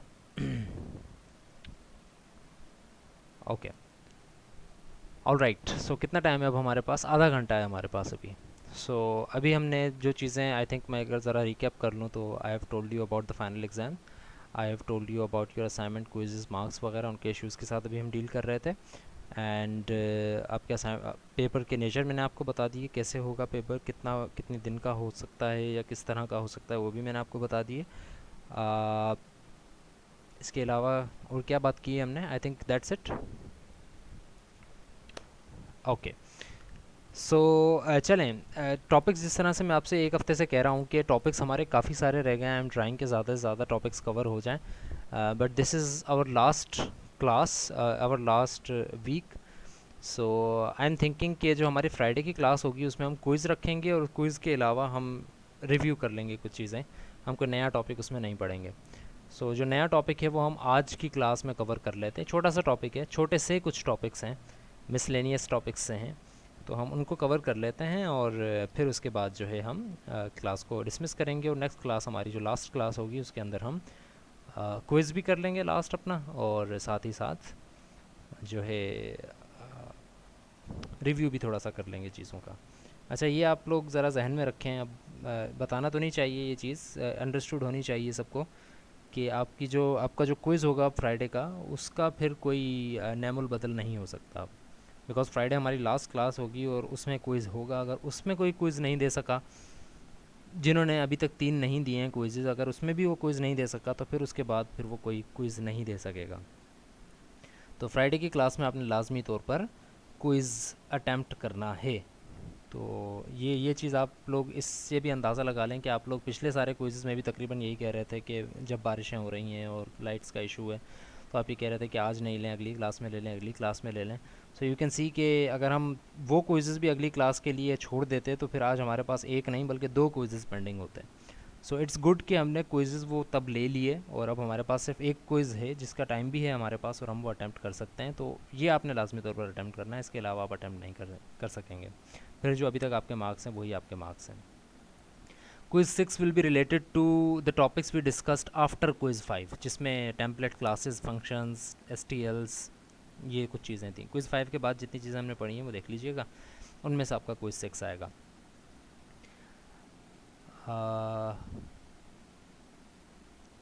डेट कंफर्म कर दूँ? Date I can not confirm without seeing each and everything, because सिर्फ आपका ही क्विज़ नहीं होगा, आपका ही एग्ज़ाम नहीं होगा, AB वालों का भी एग्ज़ाम होगा, 2 अलग पेपर नहीं बनेंगे। सो मुझे दोनों चीज़ों को देखना पड़ेगा और फिर मैं आपको डिसाइड करके बताऊंगा कि किस दिन आपका क्विज़ होगा, जो है पेपर होगा। Okay, so the last topic which should not have been the last topic, इसके अलावा भी हमने कुछ टॉपिक्स डिस्कस करने थे, but due to the lack of time and time management from our side, so हम लास्ट टॉपिक को cover नहीं कर पाएंगे। अगर आप अपनी कोर्स आउटलाइन को जाकर देखें तो उसके अंदर 2 इम्पोर्टेंट टॉपिक हमारे रहे हुए हैं। पहला इम्पोर्टेंट टॉपिक एक्सेप्शन हैंडलिंग का है और दूसरा इम्पोर्टेंट टॉपिक जो है वो what you call it, Windows GUI की कितनी चीज़ें हैं उनके ऊपर आप काम हमने करना था। बट इशू कुछ इस तरह से क्रिएट हो गया है कि अब हम उन टॉपिक्स को कवर नहीं कर पाएंगे। In order to understand that problem better, आप ऐसे समझें कि जो टॉपिक्स हमने डिस्कस करने थे एक्चुअली वो एक बहुत बड़ी मेजॉरिटी है टॉपिक्स की। एक्सेप्शन हैंडलिंग हो गया, GUI से रिलेटेड, गेम डेवलपमेंट से रिलेटेड कुछ फ्रेमवर्क्स हैं उनके ऊपर हमने काम करना था, बट ऑब्वियसली अब वो हम नहीं कर पाएंगे क्योंकि हमारे पास लास्ट क्लास तो हमने जिसलिए छोड़ी है सो छोड़िए, अब हमारे पास सिर्फ आधा घंटा रह गया है। तो अगर हम उन टॉपिक्स को छेड़ते हैं तो वो काफ़ी वास्ट टॉपिक्स हैं, वो कवर हम नहीं कर पाएंगे। तो मैं ऐसा कर सकता हूँ कि मैं सिर्फ आपको इसका थोड़ा सा आइडिया दे दूँगा और फिर वो आप जाकर स्टडी कर लीजिएगा। वो आपके पेपर में इंक्लूडेड नहीं होंगे, आपके कोर्स में इंक्लूडेड नहीं होंगे, but in order to move forward to your next course आप काइंडली इसको स्टडी कर लीजिएगा जाकर खुद ही। लेकिन उससे पहले आज की क्लास के अंदर मैंने कुछ मिसलेनियस टॉपिक्स रख दिए हैं ताकि हम क्लास में थोड़े और टॉपिक्स को, लाजमी नहीं है कि हम बड़े टॉपिक को एक उठाएं और उसको पूरा ना कर सकें, हम छोटे छोटे कुछ टॉपिक्स को उठा के उनको कवर कर लेते हैं और बड़े टॉपिक्स को जो है वो आप जाके खुद स्टडी कर लीजिएगा और मुझसे हेल्प चाहिए हो तो मुझसे हेल्प ले लीजिएगा। तो उन टॉपिक्स के अंदर जो कि छोटे छोटे कुछ टॉपिक्स मैंने उठाए हैं उसके अंदर स्टैटिक डाटा मेंबर्स हैं, स्टैटिक मेंबर फंक्शंस हैं, फ्रेंड क्लासेस हैं, डायनामिक कास्टिंग का भी मैं करवाना चाह रहा था but that would be too complicated for you guys, so उसको भी हम स्किप कर देंगे। सो स्टैटिक डाटा मेंबर्स के ऊपर अगर हम आते हैं, इसकी डिस्कशन थोड़ी बहुत हमारी ऑलरेडी हो चुकी थी कि sometimes it is needed to store data in a class regardless of any object. हम कभी कभी ये चाहते हैं कि हमारी क्लास के अंदर कोई ऐसा डाटा स्टोर किया जाए जो कि ऑब्जेक्ट से रिलेटेड ना हो, हर ऑब्जेक्ट से रिलेटेड वो डाटा अलग सेव ना हो, बल्कि डाटा कॉमन ही हो, वो हर ऑब्जेक्ट जो है वो उस डाटा को एक्सेस कर सके। सो उस डाटा को एक्सेस करने के लिए, उस डाटा को यूज़ करने के लिए जो जिस तरह का डाटा मेंबर आप बना सकते हैं, उस तरीक़ेकार को कहा जाता है, उस कीवर्ड को कहा जाता है static. So if you make a data member, whether it be an object of another class, whether it be an integer variable, whether it be an string data type or whatever, sometimes it is static data members allow the data to be stored in a class even if no object has been made of that class. Static का फ़ायदा ये होता है कि आप बजाय इसके कि कोई ऑब्जेक्ट बनाकर उसको यूज़ करें, आप सिंपली क्लास के नाम के साथ भी उसको यूज़ कर सकते हैं। वो कहलाते हैं स्टैटिक डाटा मेंबर्स। और इसी तरह स्टैटिक मेंबर फंक्शंस भी होते हैं। तो अगर मैं आपको सिंपली बताना चाहूँ कि होता क्या है, not talking about the coding, हम कोड के ऊपर नहीं जाते हैं, that would take more time. रफली मैं अगर आपको आइडिया बता दूँ कि हम क्या कहना चाह रहे हैं, कि लेट्स सपोज कि there is a class A. उस क्लास के अंदर आपने एक डाटा मेंबर बनाया है इंटीजर एक्स। सो रिमेंबर कि आपने जब भी इस एक्स को एक्सेस करना है, मेन के अंदर अगर आप आएंगे और आप इस एक्स को एक्सेस करना चाहते हैं, तो how would you go about accessing that x? तो आप क्या करोगे, आप ए का एक ऑब्जेक्ट बनाओगे और फिर कहोगे obj.x equals to 6। Let's suppose कि मैं एक्स की वैल्यू को अगर चेंज करता हूँ, मैं एक और ऑब्जेक्ट बनाता हूँ ए टाइप का, obj2, और मैं ये कहता हूँ कि obj2.x इक्वल टू 7। तो यू ऑल नो कि ये x अलग बनेगा, ये x अलग बनेगा, इसके अंदर 6 स्टोर हो जाएगा, इसके अंदर 7 स्टोर हो जाएगा। This is general data member practice. But अगर मैं इसको स्टैटिक बना दूँ, तो इसके स्टैटिक बनाने से फ़ायदा ये होगा कि I would not need any object in order to access that x, और ये किसी ऑब्जेक्ट से बनेगा भी नहीं। ये सिर्फ तब बन जाएगा जैसे ही आपकी क्लास डिफाइन हुई। और अगर आप ये कहते हैं कि भाई ए क्लास के अंदर जो x है उसको 8 असाइन कर दिया जाए, तो इस x के अंदर 8 असाइन कर दिया जाएगा। अगर मैं आके कहता हूँ कि ए क्लास के अंदर जो x है उसको 7 असाइन कर दिया जाए, तो वो 7 असाइन कर दिया जाएगा। अगर मैं कहता हूँ कि ए क्लास का एक ऑब्जेक्ट बनाया जाए और बी क्लास ए क्लास का एक और ऑब्जेक्ट बनाया जाए, तो इन दोनों ऑब्जेक्ट के अगेंस्ट x की वैल्यू वही रहेगी जो कि आपने असाइन की है, विच इज़ 7, राइट। सो इसके अगेंस्ट अलग x नहीं बनेगा, इसके अगेंस्ट अलग x नहीं बनेगा। x is now will now be associated with the class name, और इसको आप डॉट ऑपरेटर के साथ इस्तेमाल नहीं करेंगे, बल्कि स्कोप रेजोल्यूशन ऑपरेटर के साथ इस्तेमाल करेंगे। तो आप कहेंगे कि भाई इस क्लास के अंदर जो x बना हुआ है उसकी वैल्यू 8 कर दी जाए, इस क्लास के अंदर जो x बना हुआ है वो 7 कर दिया जाए। तो इस x की सिर्फ एक ही कॉपी बनेगी, हर ऑब्जेक्ट के साथ अलग कॉपी नहीं बनेगी।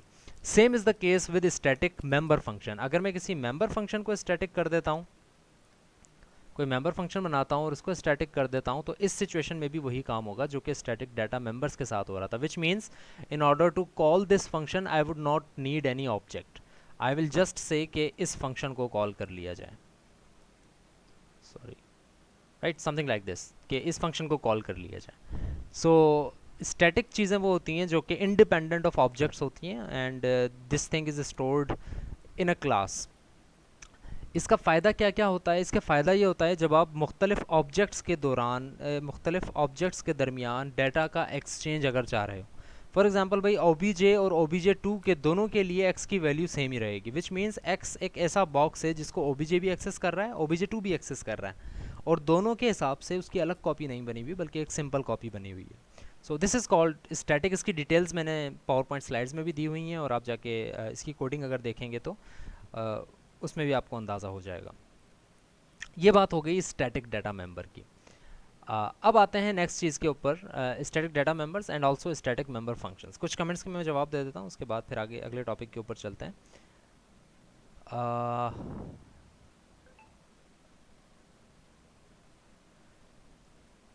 ऑलराइट, ठीक है, मुजफ्फर हुसैन कह रहे हैं कि गेम डेवलपमेंट के लिए हम कोड ब्लॉक्स यूज़ कर सकते हैं या नहीं। इसके ऊपर मैं भी बात करता हूँ एंड ऑफ द क्लास में। मुझे याद दिलाइएगा, ये गेम डेवलपमेंट और GUI वाली बात मैं आपको एंड ऑफ द क्लास बताता हूँ। we can call without object. Yes, we can call it without object. We will use the class name. It is not a member, it is a member of the class. It is, yes, Muzaffar Hussain is right. He's saying it is not a member of the class then. And yes, you are right, it is not a member of the class, it is an independent variable. It is also known as a class variable rather than a data member. It is not a member, it is a class variable.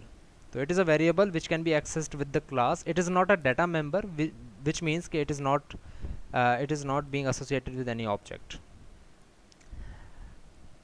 Okay object के साथ हम इसको access नहीं कर सकते Mubashshir Aslam, object के साथ हम इसको एक्सेस कर ही नहीं सकते. इट्स नॉट लाइक कि ऑब्जेक्ट के साथ इसको ये बनेगा ही नहीं, आप इसको ऑब्जेक्ट के साथ एक्सेस भी नहीं कर सकते. आपको सिर्फ क्लास नेम देना पड़ेगा इनको एक्सेस करने के लिए, right.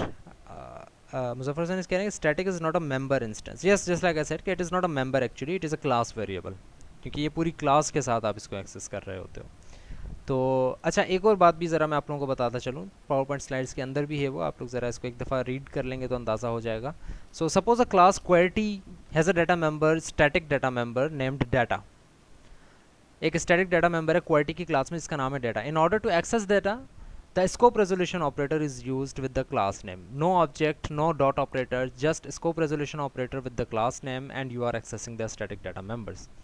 The correct way to access a static data member is as follows, just like I said कि class name, scope resolution, आपके static data member का नाम और उसको equal to आप जो करना चाहें आप वो कर सकते हैं. All static data is initialized to 0. Remember this, अगर आप static data members को initialize नहीं करेंगे तो सारे के सारे static data members by default initialize किए जाते हैं 0 से. It is better कि आप initialize कर दें उसको 0 से खुद ही, रादर देन कि आप उसको कंपाइलर के रहमो करम पर छोड़ें. बिकॉज कंपाइलर, वी नो कि compilers are not dependable when this scenario comes. कोई कंपाइलर हो सकता है असाइन करे, कोई कंपाइलर हो सकता है असाइन नहीं करे, बट नॉर्मली C++ के कंपाइलर्स असाइन करते हैं 0 value to a static data member, any static data member. We can't put initialization in the class definition, but it can be initialized outside the class by redeclaring the static variable. So it's saying कि अगर आपने static data member को initialise करना है तो you can not do this in .h file. जब आप class को डिक्लेयर कर रहे हो ना, तब आप इसको नहीं बता सकते कि आपने इसकी वैल्यू 0 रखनी है, क्योंकि वी ऑल नो कि जब क्लास डिफाइन हो रही होती है, सॉरी डिक्लेयर हो रही होती है, तब कोई चीज़ एग्जिस्टिंग नहीं होती है. जब क्लास एक दफ़ा डिक्लेयर हो गई, उसको पता लग गया ये स्टैटिक है, तब आप इसकी इम्प्लीमेंटेशन फाइल यानी कि .cpp फाइल में जाएँ और वहाँ पर आप इसको इक्वल टू 0 कर लिखते हैं.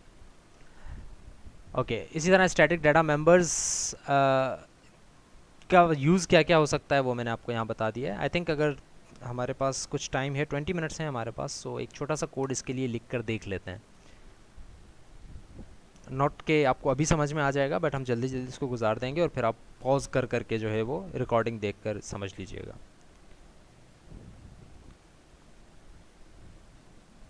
आई am just waiting for the code blocks to open.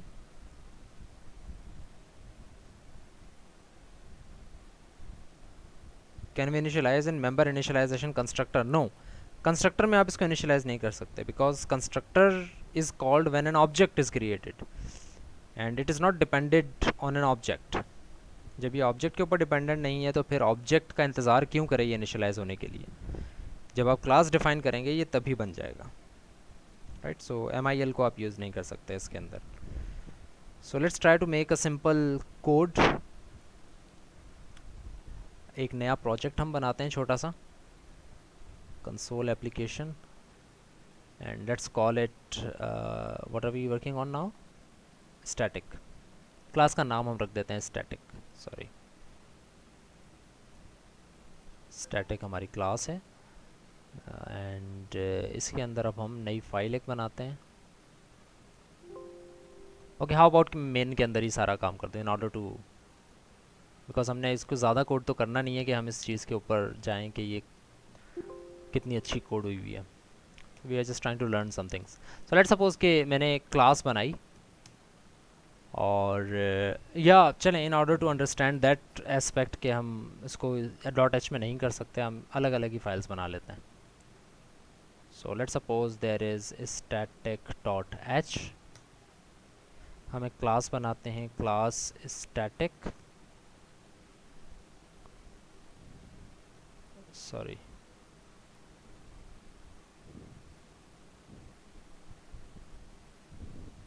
Okay. और इसके अंदर हम प्राइवेट डाटा मेंबर दे देते हैं, इसको प्राइवेट बना देते हैं। स्टैटिक कीवर्ड यूज़ करेंगे आप सिर्फ एक्स, आपने कुछ बना दिया। और पब्लिक के अंदर हम सिर्फ और सिर्फ डिस्प्ले करवा देते हैं, कंस्ट्रक्टर भी अलग से हम नहीं बनवा रहे। Display, right.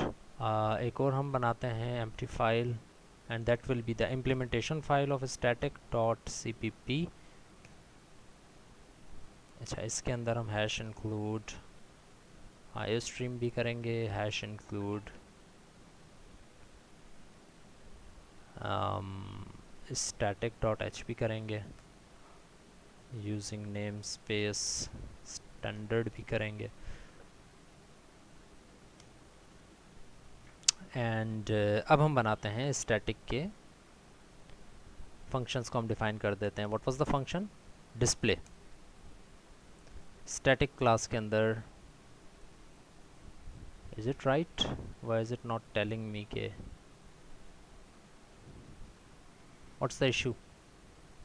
Static dot h मैंने इंक्लूड कर दी, namespace std, and I am starting to, okay, class का नाम मैंने कैपिटल से नहीं लिखा। Now it's okay. सो इस डिस्प्ले के अंदर मैं स्टैटिक डाटा मेंबर को जो है प्रिंट करवा देता हूँ, and that member is known as X. Now remember कि मैं इसको एक्स करके यूज़ नहीं कर सकता, क्योंकि अगर x लिख रहा हूँ तो इसका मतलब ये होता है, आप लोगों को ये अंदाज़ा होगा, इसका मतलब ये होता है, अगर आपने सिर्फ x लिख दिया तो इसका मतलब होता है दिस x, कि जिस ऑब्जेक्ट के साथ कॉल करवाया जाए उसका x। But because this x is not associated with any object, you can not write this x या simply x, you will have to tell कि इस क्लास का जो x है आप उसको प्रिंट करवाना चाह रहे हो। तो आपको एक्सप्लिसिटली बताना पड़ेगा कि इस क्लास का, क्लास वेरिएबल जो है ना x, आप उसको प्रिंट करवा रहे हो, not just a data member. तो आपने इसको यहाँ पे प्रिंट करवा दिया। अब आते हैं हम मेन के ऊपर, और यहाँ पर हम हैश इंक्लूड स्टैटिक भी कर दें, और यहाँ पर आके हम ऑब्जेक्ट बनाते हैं एक क्लास का, h कर दिया ऑब्जेक्ट का नाम, एंड h डॉट डिस्प्ले। तो ज़रा देखते हैं कि h की वैल्यू क्या सेट हुई है। हमने कोई सेट नहीं की, लेकिन सेट हुई है value. what is the error? Undefined reference to static x, where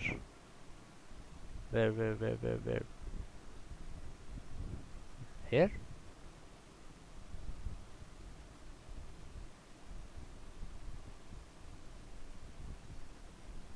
Undefined reference, can anyone help me कि क्या error है यहाँ पे?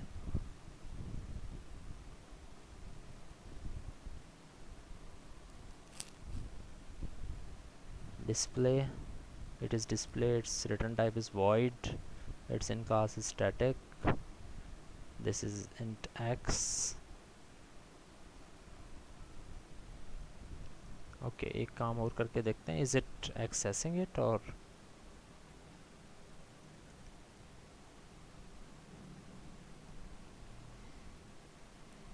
okay, it is accessing, it's just a private data member. What might be the issue?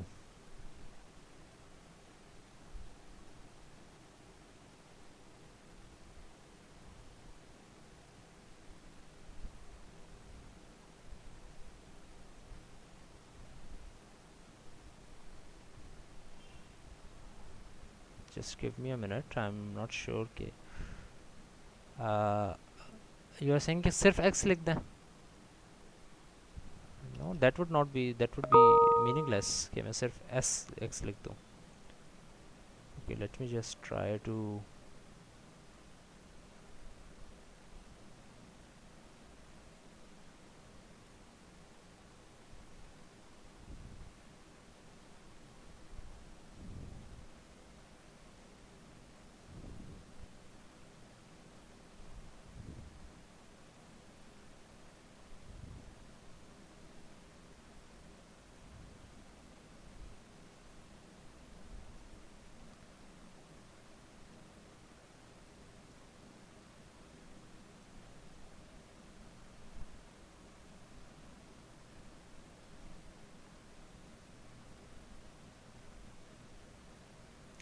Okay okay, ठीक ठीक ठीक ठीक, I think I have got the issue here. Right. Okay, so the thing that I was telling you के वो मैं आपको करके दिखाता हूँ तो आपको समझ में आ जाएगी. सो दैट थिंग इज़ कि नो, द थिंग इज़ कि स्टैटिक डाटा मेंबर को, ये पावर पॉइंट में भी आगे मैंने लिखा हुआ है, I missed that. Static data member को सिर्फ और सिर्फ स्टैटिक मेंबर फंक्शन ही एक्सेस कर सकता है, उसके अलावा कोई एक्सेस नहीं कर सकता. स्टैटिक डाटा मेंबर को सिर्फ और सिर्फ स्टैटिक डाटा मेंबर फंक्शन ही एक्सेस कर सकता है. सो यहाँ पर कौन एक्सेस कर रहा है? डिस्प्ले का function, which is a non static member function. तो अगर मैं इस मेंबर फंक्शन को भी स्टैटिक बना दूँ तब होपफुली ये काम चल जाएगा, अगर कोई और इशू इसमें नहीं हो तो. Again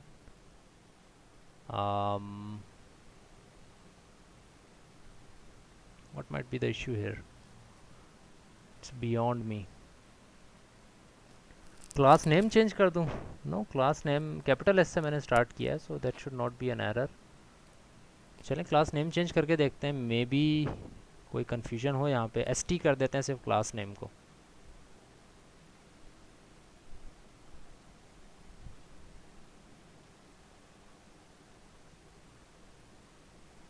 and that's about it. No such file or directory st.h. Okay, इसको रीनेम भी करना पड़ेगा फिर हमें. ओके, ठीक है, छोड़ देते हैं अभी फ़िलहाल. आई एम सॉरी फॉर दैट. मैंने जो खुद कोड किया था मैं आपको वही दिखा देता हूँ. यहाँ पर कोई ऐसा इशू है जो कि मुझे अभी फ़िलहाल समझ नहीं आ रहा है. So let me just show you the thing that the project that I worked on. इसको मैं करता हूँ close and yes, save that, open.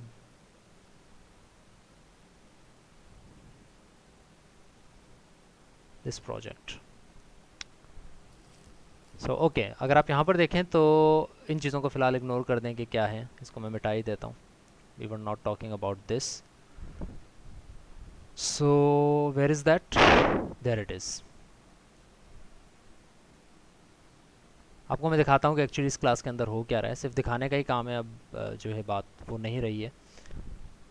undefined reference to cat intent. what happened to this?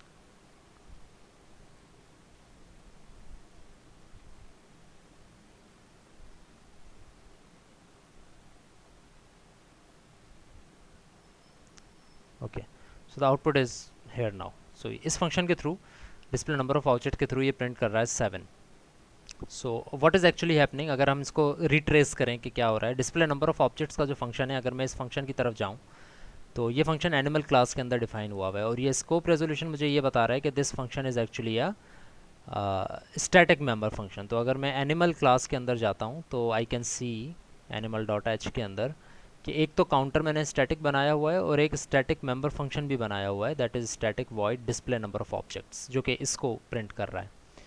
Animal dot C P P में हम आते हैं तो इसको मैंने इनिशियलाइज़ करवाया है, कंस्ट्रक्टर के अंदर इसको प्लस प्लस करवाया है. और डिस्प्ले नंबर ऑफ ऑब्जेक्ट्स आप यहाँ पर देख सकते हैं कि एनिमल हैज़ क्या प्रिंट कर रहा है, जो आपका स्टैटिक डाटा मेंबर है उसको ही प्रिंट कर रहा है.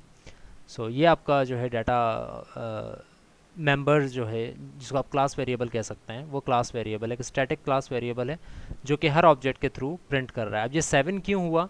ये इस वजह से हुआ क्योंकि आपने यहाँ पर एस टाइप के 6 मेंबर्स बना लिए, 6 डाटा मेंबर्स बना लिए. एरे आपने जब बनाया 6 डाटा मेंबर्स, यानी 6 दफ़ा कंस्ट्रक्टर कॉल हुआ. जब 6 दफ़ा कंस्ट्रक्टर कॉल हुआ तो ये इस काउंटर में प्लस प्लस 6 दफ़ा हो गया. इसी तरह आपने जब एक और मेंबर बनाया इसका यहाँ पर आके, तो एक और जो है इसका मेंबर फंक्शन बन गया. सॉरी, जब कैट आपका बना तो एनिमल का भी कंस्ट्रक्टर कॉल हुआ तो एक और दफ़ा प्लस प्लस हो गया. तो बेसिकली 7 प्रिंट हो जाएगा इस फंक्शन के थ्रू. ये कोड भी मैं आप लोगों के साथ शेयर कर लूँगा, इसको जाकर देख लीजिएगा. and this was about static data member and static member functions. Again, I'm not going into every detail of these things. Moving on to the next topic, अगर हमारे पास टाइम है तो. right, moving on to the next topic, and the next topic is friend classes. Quite a very simple concept to grab, friend classes का. और friend classes ये हैं कि a friend class can access all the private and protected members of another class. This is the whole gist of friend class. If a class is a friend of another class, this means that that class can access private and protected data members of that class as well. तो अभी तक ऐसा नहीं होता था जब तक कि आप उसके पब्लिक गेटर्स नहीं बना लो या आप उसको इनहेरिट नहीं कर लो, तब तक आप उसको प्राइवेट पर प्रोटेक्टेड डाटा मेंबर्स एक्सेस नहीं कर सकते थे. इवन इन इनहेरिटेंस, जब आप इनहेरिट करते हो तब भी आपके पास ये लिमिट होती है कि आप प्राइवेट तो एक्सेस कर ही नहीं सकते चाइल्ड क्लास से, आप प्रोटेक्टेड एक्सेस कर सकते हो. प्राइवेट के लिए फिर आपको सेटर्स या गेटर्स का सहारा लेना पड़ता था. लेकिन अगर आप एक क्लास को फ्रेंड क्लास बना दो दूसरी क्लास का, तो फिर वो उसके प्राइवेट और प्रोटेक्टेड डाटा मेंबर्स भी एक्सेस कर लेगा. इसका तरीक़ेकार क्या है? इसका तरीक़ेकार बड़ा सिंपल है. इसके तरीक़ेकार में कुछ इस तरह से है कि आप वेयर डिड इट गो, ये चीज़, आप जिस क्लास को फ्रेंड बनाना चाह रहे हो ना, जिस क्लास को आप फ्रेंड बनाना चाह रहे हो उस क्लास के अंदर आप ये स्टेटमेंट लिख दो और दूसरी क्लास के अंदर उस क्लास का आर्गुमेंट पास कर दो. जस्ट लाइक कि अभी हमारे पास कोड खुला हुआ है तो हम कोई काम कर लेते हैं. इसके अंदर आई थिंक ह्यूमन की क्लास के अंदर human dot H here, animal की क्लास के अंदर हमने ये स्टेटमेंट लिख दी, विच मीन्स कि now animal is a friend of human class. Animal human class का फ्रेंड बन गया. अब एनिमल अगर ह्यूमन क्लास का फ्रेंड बन गया तो ह्यूमन क्लास जो है वो एनिमल क्लास के तमाम प्राइवेट डाटा मेंबर्स को एक्सेस कर सकेगी विदाउट एनी सेटर्स और कैटर्स. तो अगर आप इस स्टेटमेंट को देखें और ह्यूमन क्लास के ऊपर चले जाएं तो ह्यूमन क्लास में जो डिस्प्ले ह्यूमन का फंक्शन है, यू कैन सी कि यहाँ पर एक आर्गूमेंट पास हो रहा है एनिमल टाइप का. और इस फंक्शन के अंदर अगर मैं देखता हूँ तो यहाँ पर ए डॉट टाइप को प्रिंट किया जा रहा है. अगर ए डॉट टाइप आपको जानना है कि ए डॉट टाइप है क्या, तो ए dot type, what is a is an object of animal, and what is type? Type is a private data member of class animal which is being accessed in a member function of class human regardless of any setter and getter, but it is not vice versa. अगर आपने animal की class के अंदर human को friend बना दिया है तो ह्यूमन की क्लास एनिमल के तमाम प्राइवेट डाटा मेंबर्स को एक्सेस कर सकती है, बट एनिमल की क्लास ह्यूमन के डाटा मेंबर्स को एक्सेस नहीं कर सकती अनलेस आप फ्रेंड क्लास एनिमल जाकर यहाँ पर भी लिखें. तो जब तक आप दोनों चीज़ों को नहीं बना देते एक दूसरे का फ्रेंड, तब तक वो दोनों आपस में एक दूसरे के प्राइवेट डाटा मेंबर्स को एक्सेस नहीं कर सकती. लेकिन अगर आपने किसी एक को मेंबर फंक्शन प्राइवेट बना दिया है, फ्रेंड बना दिया है, तो इसका मतलब है कि अब ह्यूमन क्लास इसके प्राइवेट डाटा मेंबर्स को एक्सेस कर सकती है. तो it is not vice versa, आपको वो दोनों चीज़ें करनी पड़ेंगी. But there is also a downside to this scenario. Downside ये है कि if you start making friends of classes, अगर आप क्लासेस के फ्रेंड्स बनाना शुरू कर दें तो काफ़ी हद तक ऑब्जेक्ट ओरिएंटेड प्रोग्रामिंग का जो जिस्ट है वो ख़त्म हो जाती है, जो उसका मकसद है वो फोत हो जाता है. ऑब्जेक्ट ओरिएंटेड प्रोग्रामिंग का एक सबसे बड़ा मकसद है इनकैप्सुलेशन, कि हर चीज़ अपने अपने दायरे कार में काम कर रही हो. ये इस क्लास का फंक्शन है, ये इस क्लास का फंक्शन है, ये इस क्लास का मेंबर है, ये इस क्लास का मेंबर नहीं है, ये इस क्लास का पब्लिक मेंबर फंक्शन है, ये प्राइवेट है. अगर आप फ्रेंड बनाना शुरू कर दोगे तो एक्चुअली दो क्लासेस आपस में मिंगल हो जाएंगी और आपको ये समझ नहीं आने लगेगा कि एक्चुअली कौन सी क्लास का डाटा मेंबर क्या है, कौन सी क्लास का डाटा मेंबर क्या है. तो it is not a very good technique to use, but कहीं कहीं इसकी बहुत ज़रूरत पड़ती है हमें, और हम ये चाहते हैं कि प्राइवेट डाटा मेंबर को रादर देन कि हम सेटर्स गेटर्स बनाएं और इसको पब्लिक करें, हम क्यों ना इसको फ्रेंड बना दें, क्योंकि इसके डाटा को हमने काफ़ी जगह पर इस्तेमाल करना है. तो आप ये काम भी कर सकते हैं. तो these are called friend classes. आप फ्रेंड क्लासेस बना सकते हैं और स्टैटिक डाटा मेंबर्स और मेंबर फंक्शंस बना सकते हैं. बात को यहीं तक रखते हैं. नेक्स्ट क्लास में हमारी कोशिश यही रहेगी कि हम कोई नया टॉपिक नहीं करें. कोशिश क्या, हमने कोई नया टॉपिक करना ही नहीं है. नेक्स्ट क्लास में आपका कोर्स यहीं पर ख़त्म होता है. बस अब आखिरी वो चीज़ें मैं आप लोगों को बताता चलूँ जो GUI से रिलेटेड मैंने आप लोगों को करवानी थी, मैं करवा नहीं सका हूँ. कुछ चीज़ें आप नोट कर लें, जाकर खुद रिसर्च कीजिएगा उनके ऊपर. कोई हेल्प चाहिए हो तो मुझसे पूछ लीजिएगा, मैं आपको बताने के लिए तैयार रहूँगा. पहली चीज़ है एक्सेप्शन हैंडलिंग, आप लोगों ने पढ़नी है जाके. आई एम नॉट सेइंग कि वो इस कोर्स का हिस्सा है, इस कोर्स के एग्ज़ाम में आएगी, इस कोर्स का हिस्सा है, वो एग्ज़ाम वगैरह में नहीं आएगी. नेक्स्ट कोर्स में जाने से पहले ये चीज़ें पढ़ लीजिएगा. Exception handling number 1. दूसरी चीज़, GUI के 2 फ्रेमवर्क मेरे जहन में अभी आ रहे हैं, वो दोनों C++ के साथ काम करते हैं. वो 2 फ्रेमवर्क आप नोट कर लें और उनके ऊपर जाकर काम कर लें. तो आप इंटरनेट पर जाएंगे, आपको उसके पता लग जाएगा कि कैसे आपको काम करना है उसके ऊपर. सबसे पहला Qt फ्रेमवर्क, जिसको क्यूट फ्रेमवर्क भी कहा जाता है, कैपिटल Q स्मॉल t. दो वर्ड्स, दो letters, capital Q small T, cute और QT. QT framework is a framework जिसके लिए आपको अलग से IDE डाउनलोड करनी पड़ेगी। उसके अंदर कोडिंग C++ की होती है, but you can use buttons and colours and all of these things with that framework as well. और दूसरा जो GUI के लिए या गेम डेवलपमेंट के लिए एक अच्छा फ्रेमवर्क यूज़ होता है C++ में, उसका नाम है Allegro, ALLEGRO, Allegro। ये एक ऐसा फ्रेमवर्क है जिसमें आप गेम डेवलपमेंट थोड़ी बहुत कर सकते हैं। इसके अंदर भी GUI का आप कर सकते हैं, विंडोज़ फॉर्म्स वगैरह इनके ऊपर काम कर सकते हैं। तो ये वो दो चीज़ें हैं, तीन चीज़ें हैं जिनके ऊपर जाकर होपफुली आप देख लें अगर अपने फ्री टाइम में एग्जामिनेशंस के बाद, तो नेक्स्ट कोर्स में आपको काफ़ी हेल्प हो जाएगी। और आप अच्छे अच्छे प्रोजेक्ट्स अगर बनाना चाहें तो सिर्फ ऊप के अंदर रहते हुए भी आप काफ़ी अच्छे अच्छे प्रोजेक्ट बना सकते हैं। जो दो तीन चीज़ें मैंने आपको बताई हैं टॉपिक्स, उसमें सबसे पहला है एक्सेप्शन हैंडलिंग का टॉपिक है, और जो दो फ्रेमवर्क आपको UI के लिए मैंने बताए हैं उसमें सबसे पहला है cute, Q capital Q and small T, cute और क्यूटी। और दूसरा जो चीज़ है वो है Allegro, ALLEGRO, Allegro। ये भी एक फ्रेमवर्क है, इसकी भी अलग से आप लाइब्रेरी डाउनलोड करेंगे, हैश इंक्लूड करके उसको इंक्लूड कर दें, एनवायरनमेंट वेरिएबल सेट कर दें, तो आप जो है वो you will be able to do UI based coding as well. So this was all about today's class, and next class के अंदर इंशाल्लाह हम क्विज़ भी करेंगे, और क्विज़ के साथ साथ कुछ जो हमारी चीज़ें रिव्यू हमने करनी है हम वो भी करेंगे, and hopefully that will be the end. और उसके बाद एग्ज़ाम से रिलेटेड मैं आपको तकरीबन सारी चीज़ें बता चुका हूँ, और दैट्स अबाउट इट। इंशाल्लाह हम फ्राइडे को मिलते हैं, and that will be our last quiz. बारिश होती है या लाइट नहीं होती है, इंटरनेट नहीं होता है, those issues are now very far away, because वो इश्यूज़ अगर आते भी हैं तो उनको डील करने का अब हमारे पास बफर नहीं है। So it will be the last quiz and it will be happening on Friday inshallah, and see you then. Thank you very much.